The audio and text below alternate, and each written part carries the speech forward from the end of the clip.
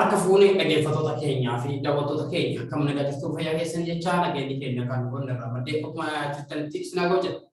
Akkuma beekamutti ji'a sadii olii fi isin irraas balleessan namoonni hedduun akkuma kana gaaffilee garaagaraa nu gaafachaatis turtan. Namoonni keessumaa maaliif badde yookiin immoo akkam taatan maal jettanii nu gaafattan hedduu galatooma. Akkuma kanaan sababni isin jala banneef akkuma beekamutti sababa social media hawaasummaa kanarraa dogoggoraniif yookiin immoo karaa yuutuubaati akkuma kanaan karaa feesbuukaati dogoggoraniif jecha isinirraa banneetii sirri.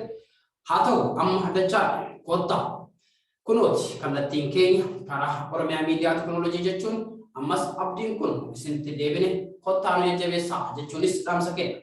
Haa ta'u gaaffilee hawaasa keenyaa yookiin hedduu itti yoo deebine namoonni hedduu gaaffilee garaagaraa nu gaafachaas turtan. Gaaffileen nu gaafachaa turtan keessaa haalli yeroo ammaa kun maalitti deemaa jiraa fi akkuma kanaan biyyi teenya hoo maalitti jirti haala kanaan loltoonni yeroo ammaa kana Abiyyi Ahmad karaa waraanaatti deemee jira jechuun keessumaa nu gaaffilee ammas ni kaasaa jiru kun gaaffilee dhiyeenya kana keessatti nu gaafachaa turtan. Gaaffilee kana dura nu gaafachaa turtan yeroo keessatti kan isinii deebisnu ta'a. Kanaafuu haala ammaa jiru haalli keessa jiru maaliidha kan jedhu waliin ilaalluu ta'a. Wajjin turtii gaarii. Akkuma beekamutti guyyaa yookiin amma guyyaa 45 duratti hanga addaatti Abiyyi Ahmad karaa lolaa deeme jechuun namoonni hedduun karaa miidiyaa sooshaal miidiyaa hawaasummaatiin hafarsaatis ture. Icciitiin isaas kan isiniin ga'u ta'a. Icciitiin isaa waan guddaadha. Keessa jira Abiyyi Ahmadiif yookiin Abiyyi Ahmad yeroo ammaa kana maal keessa jira waan jedhullee kan isiniin ga'u ta'a. Hanga xumura sagantaa keenyaatti viidiyoo keenya yoo daawwattan Abiyyiin eessa ka'ee hanga amma eessa jiraallee kan hubattan ta'a jechuudha. Yoo hanga xumuraatti hin hubanne garuu ka'umsa isaa qofaa ilaaltanii yookiin ka'umsa isaa qofaa hubattanii yoo kan deemtan ta'e gaaffiin kun eessarraa Abiyyiin eessarraa ka'e Finfinneerraa ka'e eessa jira eessarraa ammoo eessa jira waan jedhu addaan baafachuu hin dandeettanii jechuudha. Kanaaf ummanni keenyaa fi hawaasni keenya kan idila addunyaa irraa jirtan kan Oromiyaa Miidiyaa Teknooloojii hordoftan akkuma kanaan Oromiyaa Miidiyaa Teknooloojii akkuma beekamutti isinirraa badeetis ture. Haa ta'u amma isinitti deebine. Kanaaf hanga xumura sagantaa keenyaatti nu wajjin turtii gaarii isin jedha. Abiyyi Ahmad shaashaa kanarratti mee haa ilaallu. Abiyyi Ahmad kana dura hanga har'aatti karaa waraanaa deemee jira jechuun hawaasni keenya hedduun beeka. Akkuma kanaan viidiyoolee garaagaraa yookiin yeroo ammaa kana kan Saaraa keessa deemu Saaraan sun keessa osoo deemu namoonni hedduun viidiyoolee walii qoqqoodaa jiran. Viidiyoo isaas viidiyoo kana haa daawwannu.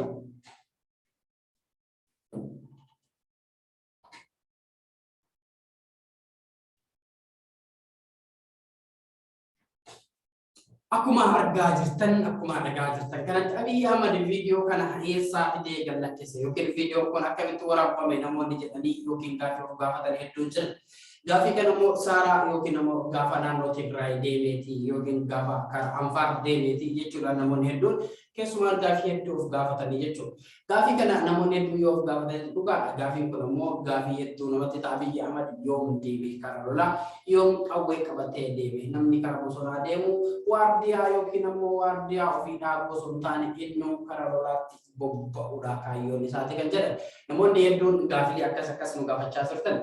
Keessan namni tokko akkas jechuudha nu gaafate. Mee wanta Abiyyi Ahmad kana addaan nu baasaa hedduu nu dhibee.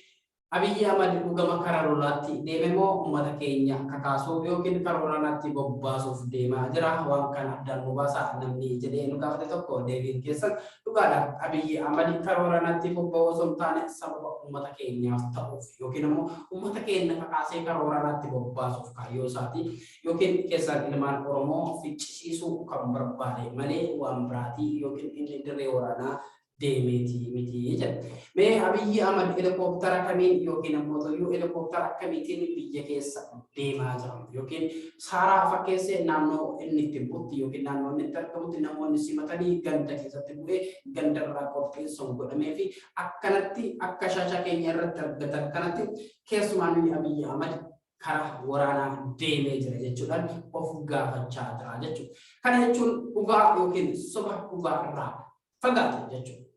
Uummanni hedduun keessaan hawaasni keenya hin gowwoomina yeroo kana keessatti. Hawaasni keenya kan biyya jirtan keessan Oromiyaa keessa kan jirtan gowwoomuu yeroo hin qabne yeroo ammaa kana jechuudha. Kana jechuun ammoo Abiyyi Ahmad dhugaan lola deemeetis hin jiru. Abiy Ahmed kaayyoon isaa lama. Kaayyoon isaa an biyya kana hiyyoo gallakkisee deemes ummata biyya kanaa balleessee bada. Jecha darbuun jedhe tokkotu jira. An biyya kana gaafa gallakkisu nama miti gufuu mukaatti akka hin dhufne taasisaa jedheetis ture dhaadannoo isaa. Dhaadannoon isaa sun osoo hin milkaa'in hafe. Garuu Abiy Ahmed ammoo kaayyoon isaa sanii jechuudha. Kaayyoon Abiy Ahmed ummata keenya kana balleessee badee deema. Sababni kana ta'eef hayyoonni keenya akkuma beekamu wanti dubbii kana ta'ee hayyoota ana wajjin walii galtee gochuu dhabdeetu waan kana fidee jedha. Sadii uummanni keenya immoo maal beekuu qaba yookiin kaayyoon uummanni keenya beekuu qabu maalidha waan jedhu falaasama Abiy Ahmed baasee ittiin deemaa jiru. Hayyoonni keenya yeroo ammaa kana mana hidhaa jiran. Hayyoonni keenya yeroo ammaa kana mana hidhaa keessa kan jiran yeroon isaan eeggachuu Oromoon qabu. Yeroo uummanni Oromoo biyya keessaa alaan Oromoon qabu yeroo ammaa kana jechuudha. Yoo kana jedhu hawaasni biyya keessa jiru ammaa kana maal hojjechaa jirtan akka jettanii of gaafattaniif. Hawaasni biyya alaa jirtan akka maal keessa jirtan maal gootanii jirtan akka jettanii of gaafattaniif waan kana isinii kaasaatis jira jechuudha. Kana yoo jedhamu uummanni keenya yeroo ammaa kana kan rafuu hin qabne yeroo ammaatti Oromoon dammaqe malee hin dammaqne. Dammaqee osoo hin jiru namoonni hedduun Oromoo kana oolmaan dammaqa jechuudhaan gaafii of gaafate yookiin gaafii alaa deebisa. Kana yoo jedhu Oromoon dammaquu kan qabu yeroo ammaa kana taayyoota ofii yoo baafachuu danda'e diina harkaa. Diina harkaa yoo baafachuu danda'e qofa jechuudha. Waan ajaa'ibaa yookiin immoo waan ammaa kana deemamuuf deemu Abiy Ahmed diraamaa Abiy Ahmed dalaguuf deemu keessaa gaafa Jawaar Mohaammed ajjeesuuf deeme inni Abiy Ahmed eessa? Mee namoonni hedduun Abiy Ahmed eessa? Jawaar irratti labsee yookiin immoo waardiyoonni isaa akka kaayatee isa ajjeesan taasisee erga san booda immoo ofii immoo Raashiyaa deeme jechuudha. Abiy Ahmed ammallee Ankara waraanaa deeme jedhee akkuma beekamutti dammaqaa Mokonniiniif aangoo dabarsee har'a ammoo uummata keenya irratti yookiin immoo hooggantoota keenya irratti labsii ajjeechaa kallattii dandeettan ajjeesaa ka jedhu labsee jechuudha. Uummanni keenya dammaqe. Wanti dalagamu kun Abiy maaliif hanqammaan ajjeesee namoonni jedhu gaafii of gaafachuu dandeettan yookiin gaafii isin keessa uumuu danda'a. Wanti hagaarraa hin ajjeesiniif daddafa kanatti Abiy waan ajjeesu. Abiy jechuun summi. Abiy jechuun summi. Summiin yeroo sanatti sin ajjeesu. Silaafisee, silaamishessee, si caccabsee, si ajjeesaa jechuudha. Abiy Ahmed illee akkuma kana. Uummata keenya kana kaan ajjeesee, kaan waraana ergee, kaan ibiddaan gubee, kaan mana hidhaatti darbee, kaan miskiinomsee biyyarraa baasaa jira jechuudha. Abiy Ahmed jechuun nama akkanaati. Abiy Ahmed jechuun nama gocha akkanaa godhuuf barbaada. Uummanni keenya immoo maal godhaa jirtan gaafii kan of gaafata. Gaafii kana shamarree dhiirris of gaafata. Qeerroon biyya alaa jirtu kan biyya keessa jirtu yeroo ammaa kun yeroo akkamiiti? Yeroo uummanni Oromoo kun taa'uu qabu, yeroo uummanni Oromoo kun ammaa kana taa'ee rafuu qabu waan jettanii of gaafattan ta'uu qabaachuudha yeroo ammaa. Yoo kanan ta'initti ilmaan Oromoo idil addunyaa keessa jirtan biyya keessa jirtan raftanii jirtanii waraanni adda bilisummaa Oromoo kophaa isaatti hawaasa ofii malee waan gochuu hin danda'u. Uummata Tigraay loltoota isaanii qofaa miti jajjabaatanii kan akkanatti bilisoomuuf deemu. Uummanni isaanii faanaa dhaabbateeti. Hawaasni biyya alaa faanaa dhaabbateeti. Qeerroof qarreen biyya keessa jirtu wajjin hidhattee gabbaatee dubartii wajjin gabbaatee har'allee bilisummaa lammaffaa uummata Oromoo biratti yookiin miliyoona 60 jedhanii lakkaan biratti fidaataa jira jechuudha. Kana uummanni Oromoo ofitti himuu qaba. Ofiin sobiin sigaaraa aarsaa ofiin sobiin jimaa qamaa ofitti sobiin kan biyya keessa jirtu jechuudha. Kan biyya Oromaa keessa jirtu guyyaa Oromiyaa kee dalagachaa ooltee guyyaa ammoo hammaalachaa ooltee galgala ofiin sobiin. Uummata Oromoo siin sobiin dhugaan jirtu tanaa jechuudha. Yoo bilisummaa feete uummanni Oromoo yoo bilisummaa feete jaalattus jibbitus tokkummaan qabsaa'uu qofatu si baasa. Tokkummaa qabsaa'uu jechuun maalidha? Gaafii namoonni hedduu of keessatti uumuu danda'an keessa jechuudha. Tokkummaan qabsaa'uu jechuun ammas uummanni keenya kan biyya alaa biyya keessaa kakaasee qindoominaan waraanatti bobba'uu yookiin immoo Abiy Ahmed yookiin sirnoota Abiy Ahmed kan biyya keessa jiru Oromiyaa keessa jirtu kaabinee fi kaadiree burkuteessu jechuudha. Kaabinee fi kaadiree Oromiyaa keessa jirtu burkutoofte jechuun immoo biyyattiin sun Oromiyaan gabaabatti bilisoomte jechuudha. Namni Abiy wajjin dhaabatu ammaa kanatti Oromiyaa keessa jiraachuu hin qabu jennee uummanni keenya yoo lafaa dammaqe qofa bilisummaan kan dhufte. Inni kaadiree keessa jiru yookiin inni kaabinee jiru kun obboleessa kiyya. Inni aanarra jiru kun abbeeraa kiyya, durbicha kiyya, obboleessa kiyya, abbaa kiyya jennee yoo irra tarre bilisummaan dhufti yoo jenne gurraan hin dhageenye. Bilisummaan akkana sabni fidate hin jiru. Bilisummaan dhufuufee uummanni Oromoo ammallee uummata Oromootii fi uummata Tigraay jidduutti maaltu deema? Uummanni Oromootii fi uummata Tigraay jidduutti wanti deemu kana boodas guddaa Abiy Ahmed irratti dabree Abiy Ahmed irratti ilmaan Oromoo ammaa kana Amaara wajjin ta'uun keessaan warri mataan isaanii furrii malee yookiin immoo surrii hin qabne. Warri mataa furrii malee surrii hin qabne ammaa kana Abiy Ahmed wajjin deemee hiriiree lolaatiis jira. Lolli kun immoo hangam biyya tana mee viidiyoo tokko isin agarsiisee isin deema. Video shasha keenya irratti argaa jirtan kun ilmaan Amaaraa qofaa miti ilmaan Oromooti. Ilmaan Amaaraa uummanni Tigraay shutu godhaa jiru. Ilmaan Amaaraa tokko hambisaan jiru shutu godhaa jiru. Ilmaan Oromoo yookiin Amaara Oromiyaa himattee ammaa kana bu'uuranii fi konkolaataa argaa jirtan. Booji'anii guyyaa kaleessa nama 3,630 ol booji'anii ammaa kana naannoo Tigraayitti fe'aa jiran jechuudha. Hubadhaa. Kana jechuun waan salphina biyyattii san keessa deemaa jiru. Abiy Ahmed uummanni Tigraay maal godhuuf deema? Uummanni Tigraay maal godhuuf deema? Waraana adda bilisummaa Oromootiin waliin galanii jiran karaa waraana adda bilisummaa Oromootti maaliif ijoollee kana hin geessine?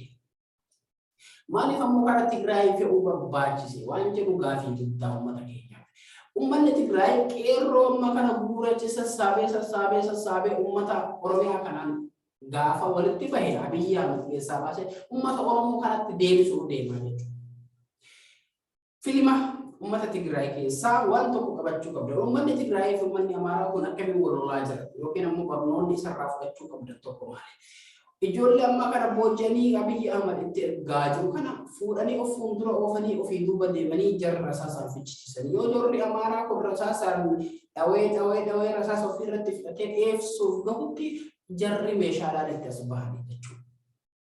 Kana jechuun ammoo amma lama ijoollee bu'uuranii ammas karaa Oromiyaatti karaa ijoollee Oromoo kanaan nuti irratti oofamu kun carraan ijoollee sun qabdu maali?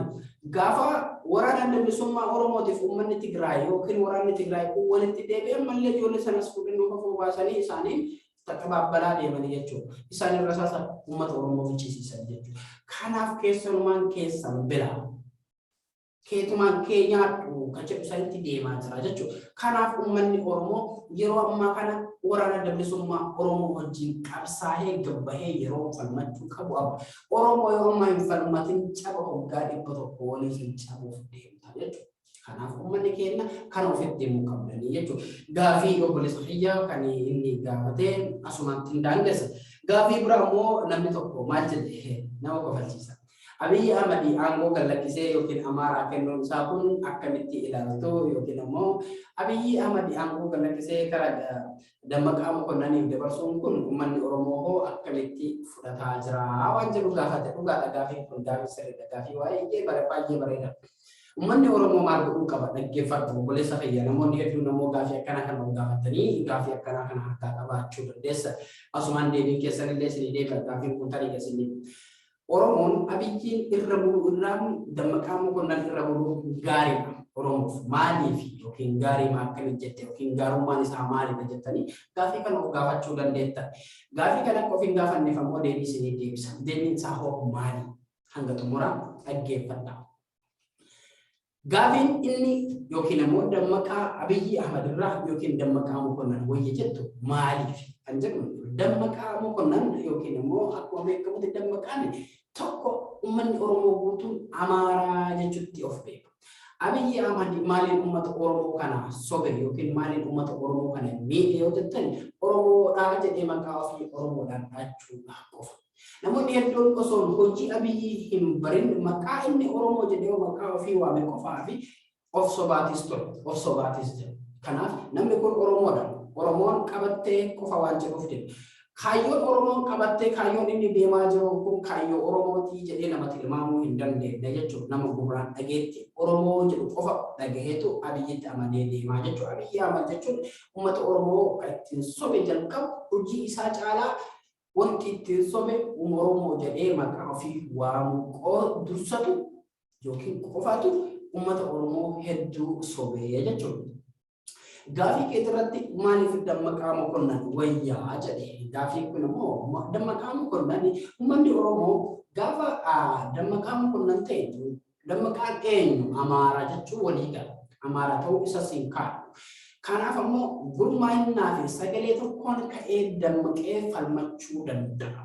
Gaafa wayyaanee yookiin 2013 irraa eegalee 14 irraa ka'ee eegalee wanti wayyaanee mo'achuu dandeenya. Wayyaanee hadda Abiyyiin Ahmad Oromiyaa fi Amaaraa fi Afaarii fi maaliif Sumaalee duultee dadhabde kana qeerroon Oromoo kophaa isaa osoo Amaarri takka dhagaa hin darbatin Amaarri Oromiyaa keessa jirtu dhagaa hin darbatin qeerroon Oromoo hoggaa sadi falmate harka duwwaa Tigraayitti galchee jechuudha. Dhaggeeffadhaa. Harka duwwaa Tigraayitti galchee jechuudha. Maali kun Oromoon osoo meeshaan hin lolin harka duwwaan galche naannoon Amaaraa naannoon Oromiyaa walitti duudanii Abiyyi Ahmad meeshaa Dubaay irraa fi Chaayinaa irraa fi Raashiyaa fi Turkii irraa galchee dadhabe kun gaafa san hin qaban moo hin qaban gaafii keeti gaafa sanillee akkanuma qaban gaafuma san kaayatan meeshaa uummanni Tigraay qilee keessatti tuulatanii yookiin biyya ammas kabaataraan baasaa jiru meelaa shaashaa kana waan baay'ee irraa baratan. Uummanni Tigraay meeshaa kana maaliif awwaale? Gaafa qeerroon Oromiyaa hoggaa sadii guutuu lolansanillee uummanni Tigraay meeshaa kana qabamoo hin qaban? Hin qaban. Gaafii guddaadha. Kanarraa waan baay'ee barachuu dandeettani jechuudha. Waan hubachuu dandeettani jechuudha. Rakkoon jiru rakkoon dhufuuf deemu maali? Uummanni keenya akkamitti hubachaa jira waan jedhu waan kanarraa sirriitti hubachuu dandeettani jechuudha. Isin galee wanti kun argaa jirtan meeshaa amma qilee keessaa baasaa jiran kun meeshaa har'a yookiin Abiyyiin gaafa jiru bitamee miti. Kasan dura bitamee awwaalamee. Kasan dura bitamee awwaalametu har'a qilee keessaa bahaa jira jechuudha. Baddaa. Kana jechuun gaafa qeerroon harka duwwaa loltu sanis uummanni Tigraay akkanuma qaba. Garuu qeerroon sun harka duwwaa Tigraayitti galchee Finfinnee yaase. Har'a Abiyyiin boombii fi rasaasa jalaatiin gubbaa fi diroonaan rukutullee hin dandeenye jechuudha. Akira dubbuusa ofii gadi bahee wajjin fiiguu fi wajjin uummata kakaasuuf burraaqaa jira jechuudha biyyaa. Isinii galaa miti dubbiin kun sirriitti bareechee isinii galaa gatiyyaa. Kanaaf dubbiin jirtu eessa? Dubbiin jirtu takka. Uummanni Tigraay amma kana murannoon inni qabu maali? Konfidensi isaan qaban maali? Waan kana ni goona hin goona. Goonee ammoo Abiyyi Ahmad likkii galchina irra jira jechuudha. Isinii galee Abiyyi Ahmad akka likkii galchuuf deeman akkuma argaa jirtan akkuma dhagaa jirtan kan ta'e Abiyyi Ahmad duuba likkii galcha. Abiyyi Ahmad kun amma kan ofii gabbahee bosona keessa bosona achitti karaa ollee baatee Awaashii fi Matahaaraa gidduu fiigaa jira jechuudha. Kana jechuun konfidensi yookiin ammoo hamilee isaaniif kenna. Hamilee warra Tigraayiitiif kenna. Hangana isa goone jechuu isaaniif kenna. Likkii isin galchina gaafa abbaa isaa hayyee jedhe sun uummanni Oromoo immoo likkii isa galchee jechuudha. Kanaaf har'allee Abiyyi irra namni yookiin ammoo Dammaqaa Mokonnon jedhamu kun yoo aangoo irra ture uummanni Oromoo akkasii falmatee ofirraa kaasuu danda'a. Kanaaf ammoo Abiyyi irra isa wayyaa. Kanaaf tokkummaa keenya kan ittiin cimsan ammoo isarratti ittiin cimsan Abiyyi ammoo tokkummaa Oromoo balleesse tokkummaa Oromoo battinneesse akkamitti sababa inni Oromoo jedhee ofii hime qofaaf sababa inni Oromoo jedhee ofii hime qofaaf rakkoon hedduun uummata keenya dhalatte jechuudha. Kanaafuu isa nu wayyaa. Isa ta'uun hamaa miti. Garuu isa keessatti ammoo uummanni Oromoo of eeguu qaba. Waa malee ammoo dammaqaaf dabarsee hin kennine Abiyyiin beeka. Ani badullee hayyoota Oromoo kan isaan qaban balleessiidhaaf Dammaqaa Mokonniiniif dabarse jechuudha. Kan ofitti beekuu qabda. Dammaqaa Mokonniin ammoo waa lama ofii murteessuu qaba. Ani badee ati hin haftu. Ani murtii idil addunyaatti yookiin mootummaa idil addunyaatti itti gaafatamee lubbuu namaatiin itti gaafatamee atillee ittiin haftu kanaaf atillee hojjumaan gallaa jechuuf Abiyyiin isaa dabarsa. Yoo Dammaqaa Mokonniin beekkatee waan kana dalaguu dhiise beekatte yoo kana beekachuu batte immoo Dammaqaa Mokonniin illee itti seentee jechuudha. Waan guyyaa deengada Abiyyiin Ahmad dabarsee fi jedhee dubbatee as yookiin immoo dabarfamee fi isa kennamee as wanti tokko kaddu rasaasni roobaa jiru katumamaa jiru kaajjeefamaa jiru kun itti gaafatamaan Dammaqaa Mokonniin jechuudha. Itti gaafatamaan Dammaqaa Mokonniin jechuudha.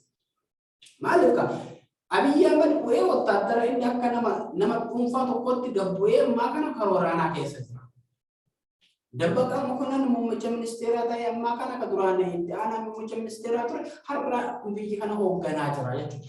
Kanaaf nama kana booda durraa eegalee guyyaadhaan gararraa eegalee namni itti gaafatamu nama hundaaf Dammaqaa Mokonniin jechuudha. Dammaqaa Mokonniin yoo waan kanarraa naqee yookiin beekkatee waan kana dhaabe haashoo dhaabe nagaa deemte jechuudha. Kana ta'uu baannaan Dammaqaa Mokonniin itti galtee siin jedha.